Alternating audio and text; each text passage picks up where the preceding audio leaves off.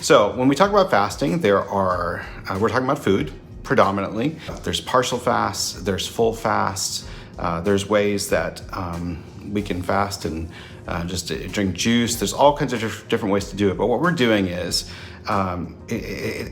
taking a time where we recognize that God is wanting to have a critical engagement with us, either about something that He's up to or something that's happening in our culture that He wants us to pay attention to. How does fasting do that?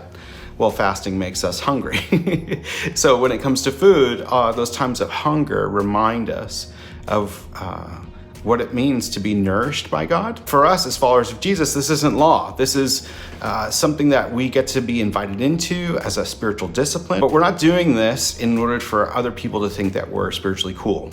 So goodness, if you've been on a diet, you need to lose weight, share with the world that you have been making these wins. But if you're fasting, this is not what that's about. So when we fast, it's got to center on God. It's got to be a place that we recognize when we fast. There's a trigger in us that triggers us to worship. And so maybe it's not food for you. Maybe it is recognizing that we're always going to something in our life, whether it's spending, whether it's internet, whether it's some sinful practice that we're doing.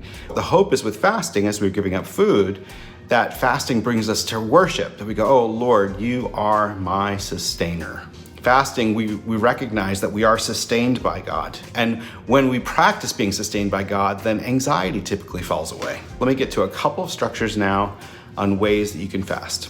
And one way would be a 24-hour fast where you're going lunch to lunch. So you eat lunch, then you don't eat dinner, then you don't eat breakfast, and you eat lunch again. So you're giving up 2 meals. If you've never fasted before, I recommend this. It may be that you have fasted before, so you do more of a 36-hour fast where you give up 3 meals. It could be that that's all very normal to you. So maybe you want to do 3 days or maybe up to 7 days. Even juice fast for up to 21 days, just to be able to hear God over time. But for all of you out there, if this is new to you, some people deal with eating disorders and that kind of stuff, or you've got physical difficulties that you shouldn't be doing this. Please consult your doctor about fasting.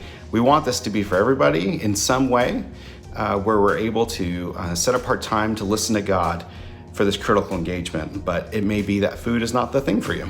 So you can work that out for yourself. In this time, we also want to be paying attention for spiritual warfare, which means as we're fasting, it's good to be in community. It's good to be in a small group and to be able to say to somebody who's close to us, where we can't brag about what we're doing, we just say, listen, I feel like part of what I'm experiencing is spiritual warfare, where there are 2 sides. There is an enemy, and he wants to distract us, and he wants to keep us from hearing the Lord. This is a time when we really want to make sure that we as a church are listening to the Holy Spirit and relying on the Holy Spirit and not on our own stuff. We want to hear his voice. We believe that he's leading us into a season where he's really going to be leading the charge. I invite you into this time of fasting. If you have any questions, email john@missionvineyard.org. 21 days of prayer starting September 1st. See you soon.